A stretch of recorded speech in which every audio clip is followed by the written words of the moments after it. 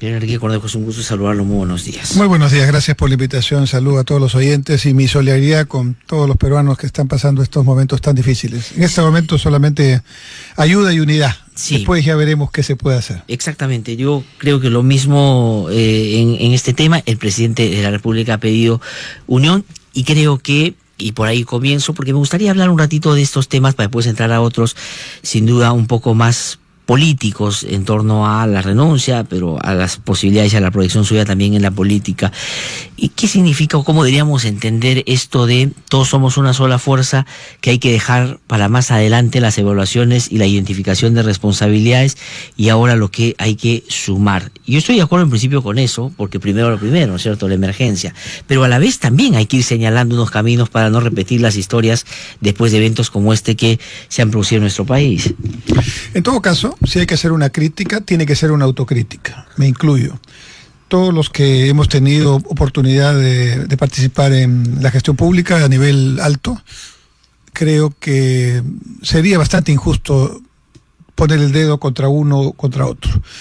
Creo que ha llegado el momento, dada la magnitud de esta situación de cambio climático, de hacer realmente lo que hace tiempo se debió hacer y no se hizo, o porque los votos pueden estar de por medio o porque de alguna manera eran medidas bastante difíciles. Si nosotros revisamos, incluido el caso de la señora que milagrosamente se salvó en Punta Hermosa, Evangelina, el grueso de los damnificados viven en medio de la quebrada. Y lo peor no es que vivan en medio de la quebrada por la que siempre va a pasar el hueco, sino que viven con posesión o con título de propiedad. Entonces, en el Estado hemos sido tremendamente pasivos y cómplices de esta situación. ¿Por qué? Algunos porque consideraban que este no era un problema que podía ocurrir, otros porque querían tener coyunturalmente algún apoyo de esa población. Votos. Entonces, que levante y tire la primera, que levante la mano y tire la primera piedra el que no tiene algo que ver en este Ahora, tema. Pero, doctor Enrique Cornejo, ayer el presidente, que ha dado una entrevista a un medio televisivo, ha dicho lo siguiente en relación a esto que usted está mencionando. Ha dicho que aquí hay una responsabilidad de las municipalidades, porque dice que se construyen viviendas alrededor de los ríos a cambio de una propina. Dice, me frustra la corrupción, porque esa es corrupción municipal y saben perfectamente que ahí no se puede construir.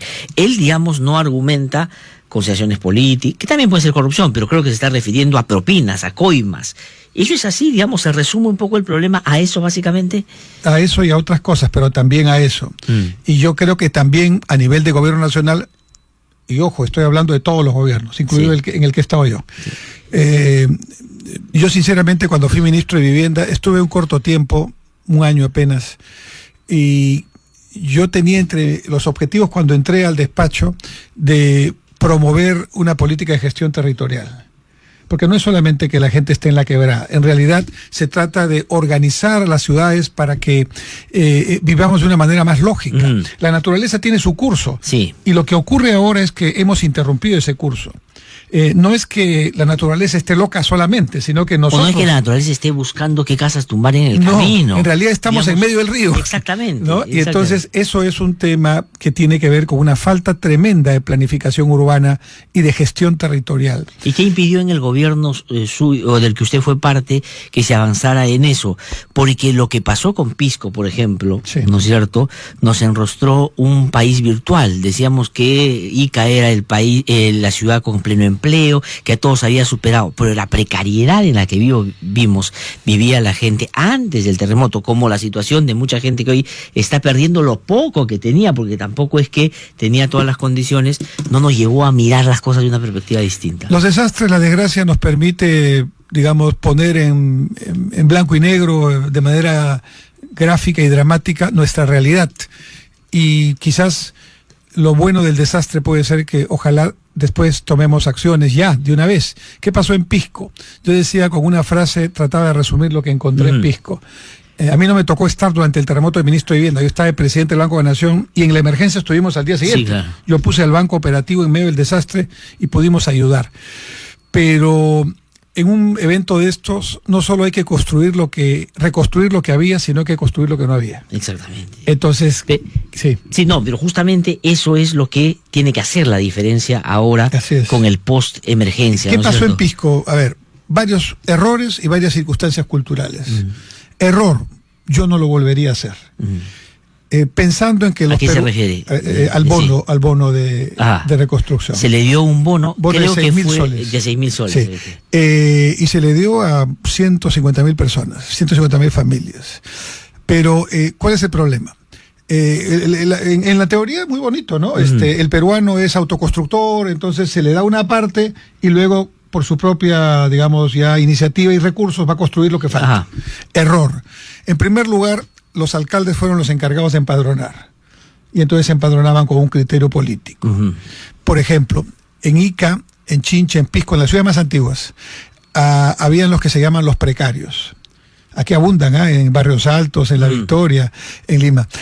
¿Quiénes son los precarios? Los que viven en casas de la beneficencia por las cuales ya no pagan nada.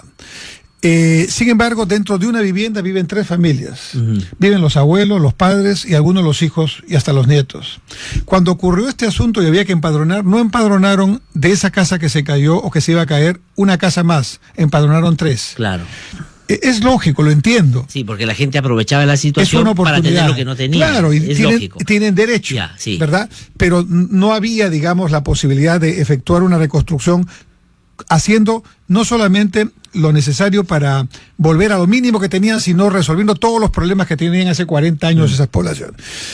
Eso fue un problema serio porque del número de viviendas que se esperaba habían caído, que más o menos eran 40.000, 50.000, ¿no? Terminaron produciéndose una demanda de tranquilamente casi 200.000 viviendas que hasta ahora existe. Entonces, el Estado se puso a hacer lo que tenía que hacer. Lo primero que hay que hacer es, en la emergencia, alimentos, restitución de las vías. Eso funcionó bastante bien, restitución de las comunicaciones. Pero lo segundo es que una vez que eso ya está restituido, hay que empezar a reconstruir. ¿Y por dónde se empieza? Lamentablemente se empieza por lo subterráneo, agua desagüe. Sí, claro. Entonces, mientras se hace el agua desagüe, no se puede hacer pista y vereda, no se puede reconstruir casa porque vas a estar, pues, digamos, en medio del terral y no vas a poder hacer tu trabajo, no van a poder entrar los camiones, nada. Entonces, el agua y desagüe se cometió un error, segundo error que admito. Con buena intención, el entonces presidente de Colombia sugirió que en Colombia había funcionado, se formara un órgano especial, que fue el Forsur. Sí. ¿Ya? Me acuerdo, porque él traía la experiencia del lugar, además, de Antioquia, creo que es donde había habido un terremoto también. Y que muy rápidamente les había funcionado bastante bien. Y él venía del sector empresarial, además, ¿no? Antes de meterse a la política y por tanto tenía esa experiencia. Y con buena intención sugirió esto, pero bueno, cada país tiene su realidad, ¿no? Entonces, cuando se formó el Forsur, en realidad el Forsur tenía mucha viada, sector privado. Ellos saben hacer, construir, en fin. Pero se encontraron con varias realidades. Primera realidad, la legislación del sector público no está preparada para estas situaciones. Y entonces es muy lenta. Tiene muchos procesos que son necesarios en época normal, pero si estás en guerra no vas a empezar a pasar el trámite para que te pasen la bala con un memo, ¿no? Eso es una circunstancia complicada. Entonces, el Forsur no pudo avanzar. Y entonces, en medio de las circunstancias, se improvisó mucho, te voy a decir. O sea, pero fue un error, digamos, la metodología, pero fue un error también, digamos, el poner a determinadas personas ahí que muy rápidamente después se dieron un encontronazo con un paredón que no podían superar, ¿no? ¿Cierto? Fabre, y lamentablemente que en paz descanse falleció, pero se encontró con, él tenía toda la voluntad de poner su experiencia en el sector privado con el mayor, digamos, entusiasmo, pero lamentablemente nunca había estado en la administración pública y la administración pública tenía sus procesos, sus velocidades. Ahora, pero ahí solo es la metodología porque el presidente acaba de, digamos, decir públicamente que él estaría de acuerdo con un SAR de la reconstrucción. ¿Está usted de acuerdo? Porque esta figura más o menos era esa, pero aquí, claro, dándole a los empresarios la posibilidad de que lo haga. Esa figura ya, por la experiencia de Pisco, no funcionó. La de los empresarios. La de los empresarios. Ya, pero esta del presidente, por ejemplo. Yo le haría algún matiz. Yo creo que la gran lección aprendida en Pisco es que el Estado central nunca, lo subrayo, nunca debe abandonar el control del tema. ¿ya? No es que esto va a funcionar, digamos, de facto. O sea, no puede tercerizar la reconstrucción. No. Tiene que tener el control, y el control tiene que tener el presidente de la República, dada la magnitud del desastre. ¿Y con quién trabajar? La experiencia de ahí dice, ¿con las autoridades locales? Sí, a ver, ahí hay otro tema. Pero uno antes. Esto que está haciendo con los ministros repartidos, bien. Ya. Eso me parece muy bien. Porque en la realidad paternalista y vertical que tiene todavía nuestro sistema político e institucional, el ministro puede resolver temas que de repente no lo hacen en 15 días los funcionarios menores. O sea, ¿le parece útil que esté siendo como está haciendo? Que esté una ministra en Yauyos, que esté el otro ministro metido en el pueblo, sí, me parece bien. No solo por una presencia política, sino por un asunto de facilitar. Sí, digamos que en términos de fuera alguien diría, oiga, pero no ponga a los ministros, ahí va a paralizar el país. Claro. No, pero lamentablemente si no está el ministro, la gente siente que no hay, no está el gobierno. Y además las cosas van más lento. Entonces, eso me parece bien en cuanto a la decisión de Kuczynski. Ahí le ha venido un olfato y una reacción buena. Ahora, el sostenimiento de esto sí me parece que requiere un replanteamiento. Yo creo que el COEN a cargo de defensa está bien en la reacción. En emergencia. En la emergencia. Pero en la prevención y en la concepción estratégica tiene que estar, no el Ministerio de Defensa, tiene que estar el gobierno en su conjunto. Ahí creo que hay un error. La PCM o la propia Presidencia de la República, ¿no? Porque es así, o sea, finalmente el ministro de Defensa, que es un muy buen ministro, ha puesto a todo el aparato de defensa ahí, y los soldados están muy ahí, y con los policías realmente están haciendo un trabajo extraordinario. Ya, pero ese es un trabajo reactivo. Sí. ¿Qué hacemos para que esto, cuando ocurra, como ocurre en otros países? En Estados Unidos, por ejemplo, pasa eso, la Guardia Nacional entra en la emergencia. Sí, claro. Pero en la prevención y en la concepción está el sector político civil, digamos. Sin duda. No, pero además en Estados Unidos lo que pasa es que, como saben que va a haber huracanes cada cierto tiempo y que puede cada vez venir con más ferocidad, ya tienen planificado qué cosa van a hacer en cuanto suceda, en la emergencia y en la reconstrucción. Entonces, yo tengo, un pequeño adelanto de lo que estoy pensando. Sí, a ver. Por ejemplo, para Lima. Yo creo que hay que enfocar esto de manera muy concreta, no con teoría. 3 cuencas: Rímac, Chillón y Lurín. Entonces hay que tener para las 3 cuencas una estrategia desde ahora que tenga fechas y acciones. Descolmatación del río, ya, pero ¿cuándo? Yo le voy a llamar a esto el programa Noé. ¿Cómo así? Claro, pues si Noé pudo con el diluvio, cuando nadie entendía que él tenía que hacer el arca, nosotros podremos con el niño haciendo las cosas cuando nadie cree que hay que hacerlas. O sea, ese es el momento en el que hay que hacerlo. Terminando esta emergencia, mientras sostenemos la reconstrucción, hay que iniciar un proceso de planeamiento estratégico. O sea, sería un error decir, ya, digamos, el cauce del río ha bajado, vamos a tratar de reubicar un poco mejor a la gente y dejar las cosas ahí hasta un próximo evento. No, yo creo que nos están dando la oportunidad, si creemos en Dios nos está dando la oportunidad de hacer esta vez lo que debimos hacer hace 40 años. Y creo que aquí también, como en la emergencia, debe haber unidad. No debe haber mezquindad política. Ahora, pero para la unidad y para evitar la mezquindad, tiene que haber un liderazgo que se plantee en perspectiva las cosas. Y el señor alcalde de hoy, digamos, se ha mostrado en su dimensión verdadera cuando, digamos, nos muestra un puente que debió durar 20 años, se cae al 7º año y cuando le dicen, oye, ¿qué pasó? Es evidente que eso no tenía la base que debía tener, dicen, no, es que la naturaleza supera la ingeniería. Sí, y además el gerente que es el especialista, que es un prepotente, dice que el puente no se cayó. No se cayó, que colapsó, pero no se cayó, algo así. Realmente. Está entero ahí arriba. Sí. Bueno, pero yo creo que eso tiene que tener su correlato político y su correlato legal. Pero ¿debería haber sanciones, por ejemplo, ahí? Yo creo que sí, pero tendrá su momento. No, ya sé, pero lo que quiero decir es pero para tener esa idea de contribuir sin mezquindad a un objetivo común, tiene que haber el objetivo común y tiene que haber alguien que lo esté planteando. Sin impunidad, y no vemos ahora, sin impunidad. Ya, aquí, para hablar de este tema, yo creo que rápidamente hay que poner otra vez el puente en operatividad, pero claramente, dicho por especialistas, arquitectos, ingenieros, aquí había un error de los ingenieros. Este es un tema absolutamente manejable. O sea, este puente que supuestamente está tirado de uno de los lados con los tirantes, vamos a decir, se cayó del otro lado porque la base estaba puesta prácticamente en el borde. Exactamente. Entonces, eso tiene una explicación técnica, pero bueno, volvamos al punto proactivo. Ya, al plan Noé. Sí, O ese plan 9 va a ser parte del plan de gobierno de Enrique Cornejo cuando posee la Municipalidad de Lima. Por lo menos va a ser parte de propuestas que quiero hacer independientemente si soy candidato o no. Yo creo que la política, y esas son las cosas que quiero empezar. Pero usted no tiene que repetir lo que decía Allen García cuando le decían, usted quiere ser candidato, decía en este momento no, más adelante veremos, y la gente que, cuando todos sabíamos que tenía en su cabeza ser candidato, bueno, yo digo, efectivamente, Lima está en mi cabeza, pero lo que pasa es que en este momento, para serte honesto, no sé cómo, porque estoy fuera. Pero vamos a entrar de eso un ratito, pero entonces el plan es aprovechar, digamos, el post de esta lamentable situación, esta desgracia, y empezar a pensar al mediano y largo plazo. Y cambiar el orden de prioridades. A veces las prioridades están en función, no, mira, esto se puede hacer después, entremos a otro tema. No, esto es fundamental porque, entre otras cosas, los ciclos de desastres naturales son más cortos ahora, y son más violentos, más fuertes, y digamos, el daño es mayor. Estamos entre son más permanentes. Sí, claro, estamos entre los 5 países más vulnerables del planeta en términos de cambio climático, ¿no? Entonces, y por primera vez ayer escuché a alguien que decía algo que debemos repetirlo todos los días. Vivimos en un desierto, desierto. Y la diferencia con otra ciudad que vive en un desierto, capital del país, que es el Cairo, es que el río Nilo está activo todo el año. El río Rímac normalmente está activo solamente unos pocos meses, ¿no? Pero además cuando está activo, mira cómo viene desde arriba, para castigarnos. Entonces, estando en un desierto, hay que tener conciencia del desierto. Yo ayer escuchaba a mucha gente, la solidaridad está muy fuerte ahorita. Sí, no, es verdad. Pero también está, espero, la toma de conciencia de lo que significa el agua.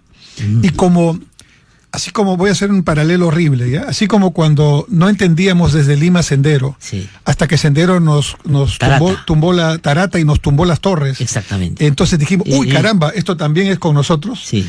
Ahora es el mensaje, creo yo, para la Lima pensante, para la Lima política, ¿no? Es, oye, este también es un tema nuestro, y tenemos que ahorrar el agua. Y me parece, no bien que no hay agua en Lima durante unas horas, pero esas horas han permitido que muchísima gente tome conciencia de lo importante. Yo ayer estuve haciendo colas, por lo menos 3, para recoger agua, porque no había en mi distrito, recién ha llegado en la madrugada un poquito, y tú veías a mucha gente que ya razonaba de esa manera, es decir, ya no se quejaba de lo que significa efectivamente un malestar de estar yendo a hacer una cola, lo decía, oye, pero lo que tenemos nosotros no lo tienen ellos han perdido todo. Entonces eso ayudaba un poco a entender la cosa. Pero yo quisiera, para seguir en el plan que usted nos está desarrollando, Noé, que va a ser un plan que usted sacaría adelante en Lima, una cosa que no ha mencionado, pero que es importante decir en el caso de Pisco y el gobierno de Lapra, la corrupción.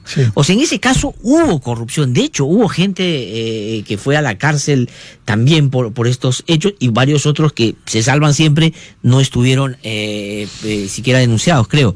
Pero eso, por ejemplo, ¿qué cosa habría que decir? Yo haría lo siguiente. Yo utilizaría en pleno su totalidad la ley del Sistema Nacional de Control. La ley del control obliga al control ex post, pero permite el control ex ante, yo diría casi voluntariamente, ¿no? En estos momentos, el control concurrente o ex ante de Contraloría es más importante que el control ex post. Porque el control ex ante no solamente va a permitir ayudar a quienes tienen ganas de ser ayudados, sino va a evitar que los pillos puedan tomar acciones. Y el otro es ya para ver si puedes capturar al pillo. Claro, es como cuando empezó la calidad, ¿no? La calidad mundialmente empezó cuando las empresas decían, bueno, vamos a tener el programa 0 defectos, y lo que tenían era el objetivo de evitar, digamos, que se reproduzcan los defectos que habían encontrado. Alguien dijo, bueno, pero ¿por qué tiene que haber defectos? Lo que tendría que haber es digamos, una situación permanente, de manera que no haya ningún problema, ningún defecto. Entonces me dio la calidad total del sistema de gestión permanente de calidad. Yo creo que el sistema de anticorrupción debe ser permanente y debe permitir dos cosas. Primero, que haya auditorías internas. Hoy el control interno es el que chequea, pero debe haber, como en toda empresa, alguien que te diga, que te ayude. Oye, señor, te estás equivocando.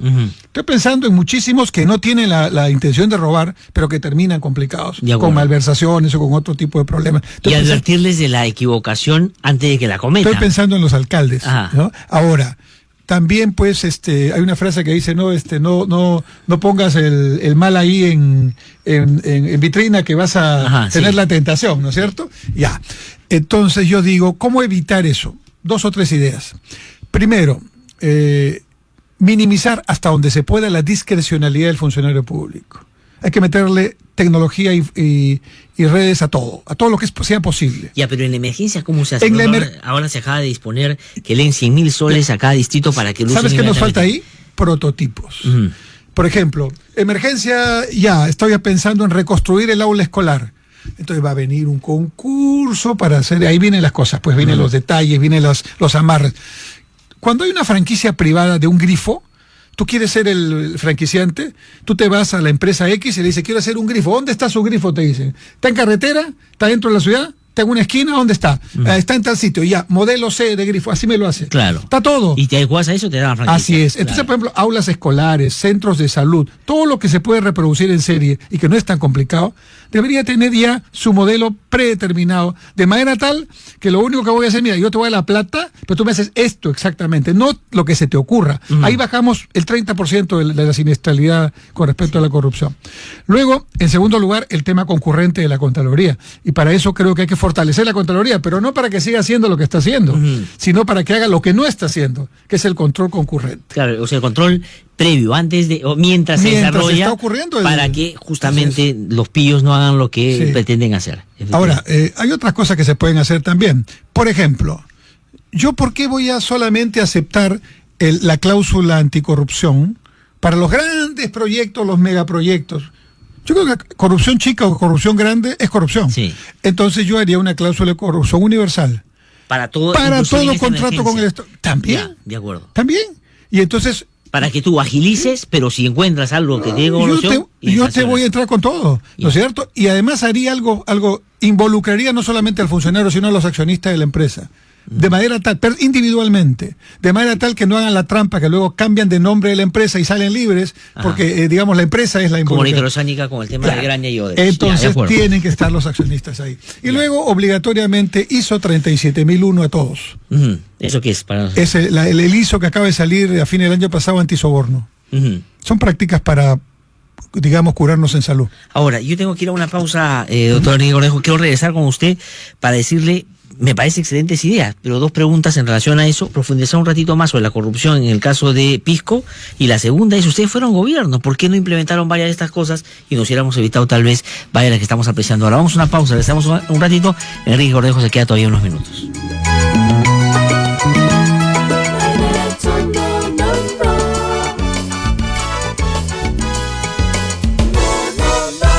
Conversando con Enrique Cornejo, hemos hablado un poco de la reconstrucción.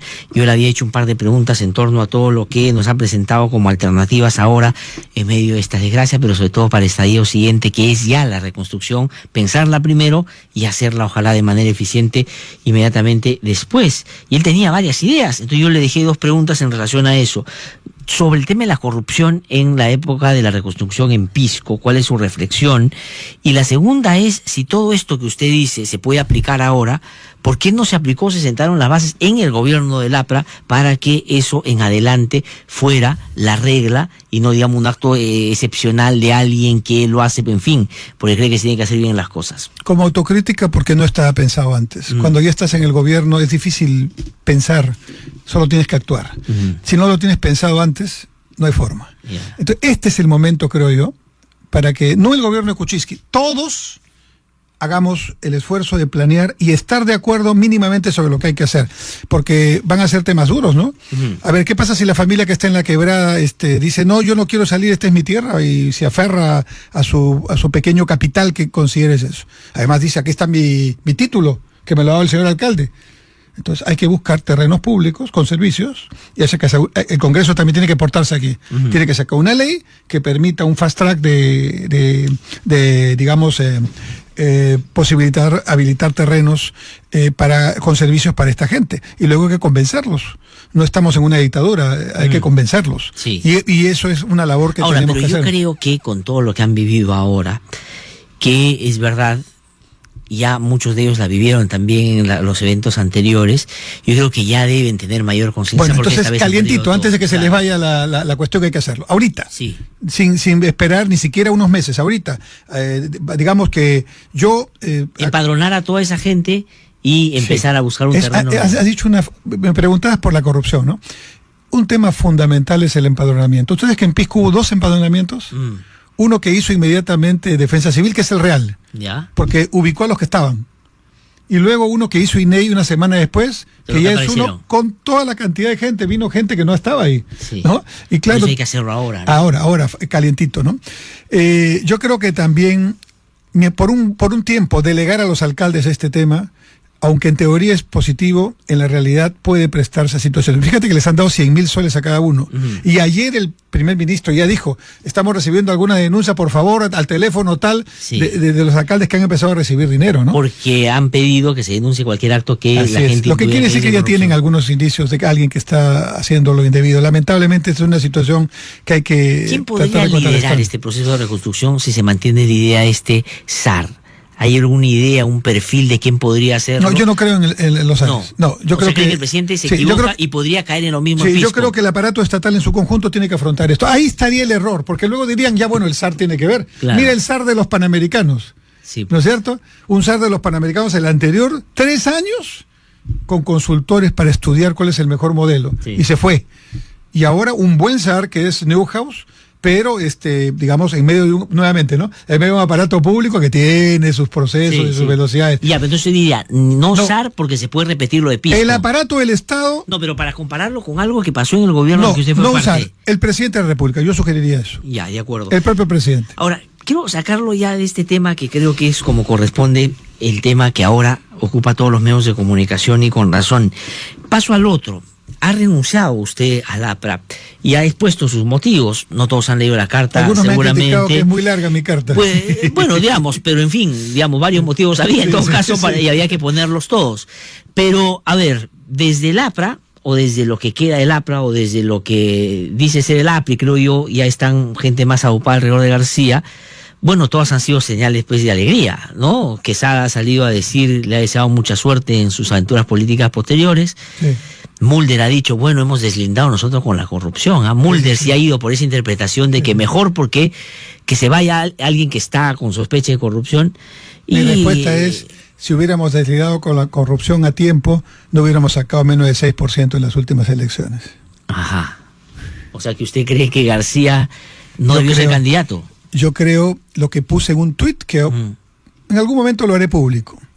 Yo en mayo del año pasado le puse un tuit al expresidente García, que ya estaba de candidato, con la mejor intención, y le dije más o menos la siguiente reflexión, ¿no? Ahí lo estuve revisando, porque tengo ahora tiempo para revisar cosas. Y entonces decía, presidente, como decíamos internamente, yo creo que si en el 2001 y 2006 nuestro objetivo fundamental era demostrarle a la gente que habíamos recapacitado y que podíamos hacer un buen gobierno en lo económico y no repetir el 85-90. Ahora el tema es otro. El tema es definitivamente que tendríamos que demostrar a la gente cómo haríamos para no tener un gobierno con corrupción. Y cómo haríamos desde ahora como partido para hacer eso. Entonces, ¿Cuándo sugirió eso? Mayo del 2016. Del 2015. De 2015. O sea, antes de que empezara la campaña. Ya, y eso en términos concretos, ¿qué cosa significaba? No postule usted no sea usted candidato. No, le decía que... Porque digamos, los problemas, Bueno, digamos, con no era, Alan García y en el realidad no era mi gobierno- objetivo ese. Mi objetivo era decir, tomemos el tema anticorrupción como el gran tema, nosotros, ¿no? Lo dije mucho antes de que la megacomisión empezara a hacer su tarea. Bien. ¿Por qué? Porque evidentemente teníamos problemas de corrupción y porque evidentemente no habíamos hecho nada con respecto a esos temas que la población considerara como realmente habíamos tomado el toro por las astas. ¿Por qué no lo hicieron? Yo creo que hubo una mala lectura y una mala ubicación en el tema. Siempre se pensó que era un tema que podía pasar y que, ¿no? Y la verdad que ese fue el tema, ¿no?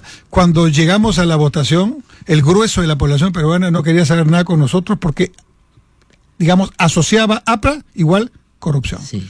Entonces, yo planteaba en ese momento, por ejemplo, que se hiciera un comité de notables, de repente de gente no del partido, pero amiga, ¿no? Ajá. Que pudiera decir, oiga, con toda tranquilidad, ustedes tienen que cambiar, en el partido, tienen que cambiar esto, para evitar que tengan filtros vinculados a narcotráfico, lavado de activos, tantas cosas que un Sí. partido político está expuesto, ¿no? Señalaba que había que revisar el padrón, señalaba que teníamos que tener códigos de conducta más explícitamente que cada uno firmara para comprometerse y no comprometer al partido. En fin, planteaba una serie de cosas. Creo que hice 7 u 8 planteamientos. Me contestaron, muy buenas sugerencias, lo vamos a ver en la Dirección Nacional de Política. Y no lo vieron. Y a los 2 días me dijeron, bueno, lo hemos visto, pero se ha decidido solamente enviar el padrón al RENIEC para que lo evalúe. Así acabó el asunto. Pero el asunto estaba que pedir a alguien, al partido, que hacia el 2016 diera una muestra clara de que deslinda con la corrupción, en términos de opinión pública era, digamos, 2 más 2 es 4, que García no sea el candidato. Porque, digamos, nosotros no podemos afirmar que García es un corrupto, pero la gente tiene la sensación de que es una persona que por lo menos es demasiado permisiva con la corrupción. Todas las encuestas en ese momento decían o asociaban a Alan García con la corrupción, como pasa ahora, digamos, que le sigue ganando a todos. Y el desastre terminó con esos 5 minutos como Olivera, pero en ¿no? buena medida su recomendación era: Alan, no postules, porque digamos vas a hacerlo. Bueno, ese fue un tema, yo sinceramente no estuve en esa discusión, porque yo no era parte de la dirección, yo era un militante que en todo caso estaba apoyando el plan. Pero yo sí creo, y lo he dicho públicamente, se me ha criticado por eso y hasta se me ha sancionado por hablar de esta manera. Sí. Yo decía que ese había sido uno de nuestros grandes errores. Y quizás la evaluación, si debió o no ser candidato, él tendrá que en algún momento asumirla. Pero digamos, frente a Mulder, que ahora dice, bueno, se ha ido, mejor, porque así deslindamos la corrupción, usted le dice, si hubiéramos hecho eso cuando yo lo pedí en el partido, la suerte hubiera sido otra. Sí, y me quedo ahí porque tampoco ya voy a hacer, si he salido justamente para hablar hacia adelante, ya no voy a contestar ya hacia adelante, los temas de los dirigentes. La que tengo que ir ya terminando porque tengo varios enlaces con alcaldes todavía de algunas zonas del país. Pero ¿cuál va a ser su vía futura en términos políticos? O sea, no se desvincula la política y mantiene quien te diga eso te está mintiendo. Ya, de acuerdo. O sea, ya la política está incorporada y ya tú la tienes como parte de tu vida. Pero sí tengo que hacer una muy seria reflexión personal. Tengo que hacerme una autocrítica. Si quiero ser coherente, entre las razones por las que he salido es porque trataba de, junto con varios compañeros al interior, no pocos, producir una renovación, pero dentro del partido. Y me di cuenta que las estructuras y los métodos, las costumbres en el partido son difíciles de cambiar. Casi va a cumplir 100 años el partido, ¿no? Y ojalá que lo haga, sinceramente. ¿Por qué son difíciles de cambiar? Porque hay una cúpula que, digamos, no quiere, o es que la mayoría de los militantes sienten que está bien como el partido se está llevando. No, la mayoría de los militantes están en una línea de renovación. Ya, entonces los partidos, los dirigentes han tomado el partido. Está controlado todo lo que significa la maquinaria para poder hacer estos cambios. ¿Cuánto de García tiene que ver con esa manera de cómo ahora se sigue manejando el partido? Yo hablaría de toda la dirigencia actual. Ya, de acuerdo. Hay algunas excepciones, pero yo prácticamente, en el mejor de los casos tienen un temor de hacer el cambio. En el peor de los casos no quieren hacerlo porque van a perder su espacio de poder. Ahora, entonces cuando Alan García, después del fracaso que fue el último proceso electoral, porque es verdad, sacaron 5 congresistas, muy hábiles en el Parlamento, en fin, pero digamos le fue muy mal, García casi ni pasa la valla, en fin, él salió y dijo, bueno, mi ciclo ha terminado, me voy para dejar que el partido haga la cosa. Pero sin embargo, los debates posteriores, por la renovación en el partido que usted ha planteado, se dieron con García, porque las respuestas o venían directamente de García o venían, digamos, de los ataques de García, que eran los que finalmente amplificaban alguna hasta cosa. Los abogados han intervenido directamente, ¿no? Y públicamente. Sí, yo creo que me convertí en un problema dentro del partido. Me convertí en una persona no deseada, porque estaba planteando cosas que los militantes piensan, pero que quizás yo he tenido la oportunidad de expresarlas públicamente, porque como en esta entrevista hemos estado varias veces hablando de este tema y en otros lugares teníamos esa posibilidad. Bueno, yo deseo de todo corazón que se produzca la renovación en el partido, por el bien del partido. Pero en mi caso yo tengo que hacer algo más. No solamente decir en qué nos equivocamos cuando estuve en el gobierno, yo tengo que decir en qué me equivoqué yo políticamente. Yo creo que la política tiene que cambiar esencialmente. Si no cambia la forma de hacer política, la institucionalidad política, el discurso político, yo creo que la realidad nos va a sobrepasar de manera ya irreversible. Primer tema, creo que hay que recomponer una dimensión ética de la política. Y yo, que no estoy en temas de corrupción, sin embargo, sí creo que tengo que ver ¿Cómo fue posible que pasara eso que pasó en mi ministerio? ¿No es cierto? Pasó en otros lados. Yo hablo ya, a partir de ahora voy a hablar de lo que corresponde a mi responsabilidad.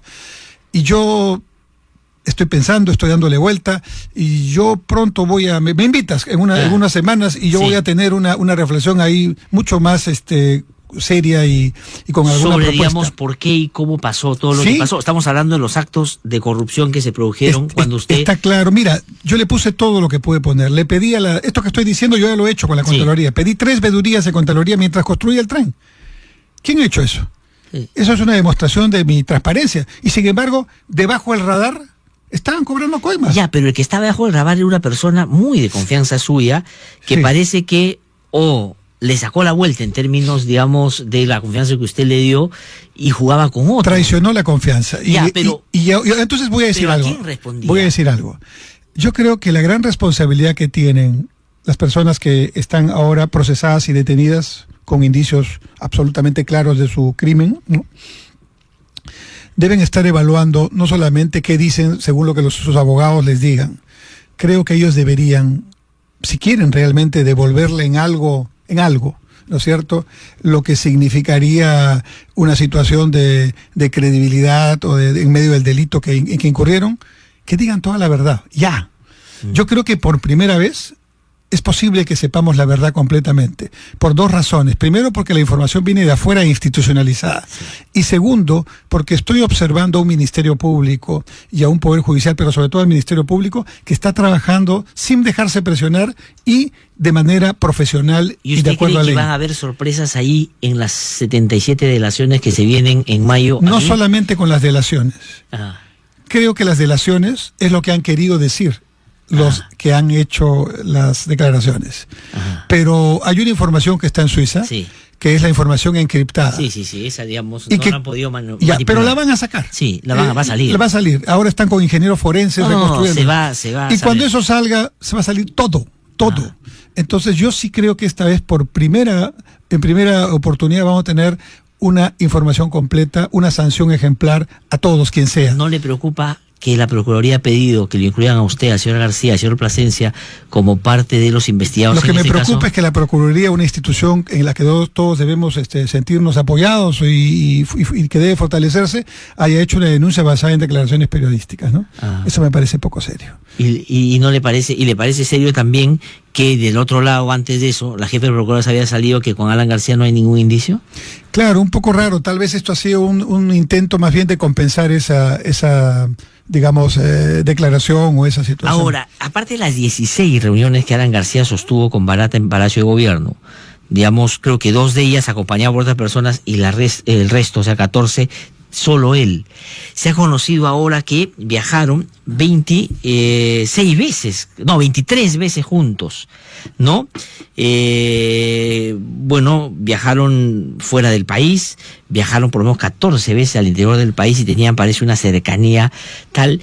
Y hay una cosa curiosa, una que es la que tiene que investigarse sobre el metro 1 y 2, o los tramos 1 y 2 del metro, cuando después de que hacen ese viaje con Barata, que usted cuenta en el avión presidencial, regresan y en la noche se empieza a mover toda una... Ya investigué eso. Y ya tengo todos los documentos. No es cierto. El avión viajó una mañana de un 19 de febrero del año 2009. Y el viaje se producía retrasado porque por clima no había, no sé si el día anterior o 2 días antes debió producir ese viaje para inaugurar 40 kilómetros de la interoceánica. La especulación es que en la noche hay un Consejo de Ministros extraordinario, debido a que fue nombrada ministra del Interior Meche Cabanilla. Estábamos todos los ministros. Ya revisé el acta. El decreto que se aprueba esa noche y que se publica 9 días después no es el que transfiere el ATE sino uno que le encarga al Ministerio de Transportes también participar en el tema del tren, porque era un pedido que venía ya anterior de una negociación con el municipio de Lima. Ese día en el municipio de Lima, el alcalde Castañeda en pleno aprueba el convenio con el Ministerio de Transportes para colaborar los dos en el desarrollo del tren. No para transferir. Y aquí es que lo que usted había pedido, que usted había estado trabajando desde el ministerio. Y al día siguiente firmo el convenio con Castañeda el día 20.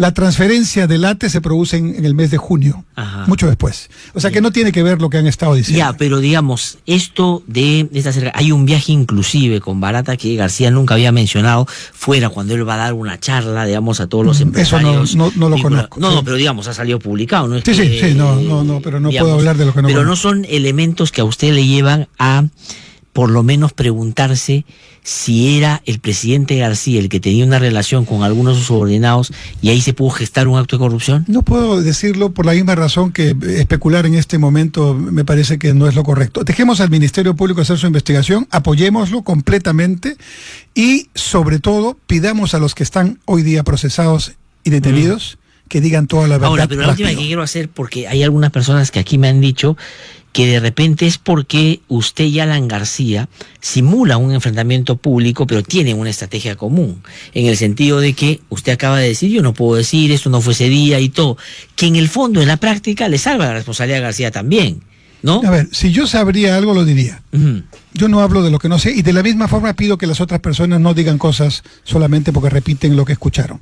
Hay mucho de eso. Pero, repito, yo confío en el Ministerio Público. El Ministerio Público va a hacer lo que tenga que hacer y hay que apoyarlo. Y en esa tarea estoy seguro que sabremos la verdad. Lo que sí te puedo asegurar, y podemos venir con toda seguridad en un momento futuro a una entrevista similar, es que cuando sepamos toda la verdad, yo no voy a estar allí entre las personas involucradas. Alan García. No lo sé. O sea, no es como Mulder usted que pone la mano. No. Dice, bueno, además, felizmente ya estoy fuera del partido. Te voy a decir, por eso le digo. Te voy a decir, pero y hablando de esa supuesta, estrategia, bueno, actor no soy, ¿no? Creo que más bien soy muy transparente, demasiado, creo yo, en política, tal vez hay que ser un poco menos, ¿no? En segundo lugar, sería una situación muy complicada y muy dialéctica, ¿no? Porque fíjate cómo esa estrategia llevó a que en la elección del 2014 era público las diferencias que habían. Han sido públicas las diferencias al interior con respecto a mi intento de ser secretario general. No, yo creo que claramente no es por ahí el asunto. Muy bien. Señor Enrique Cornejo, muchas gracias por haber venido. Vamos a hacer otra oportunidad seguramente para seguir conversando. Tengo que ir a una pausa y regresamos aquí en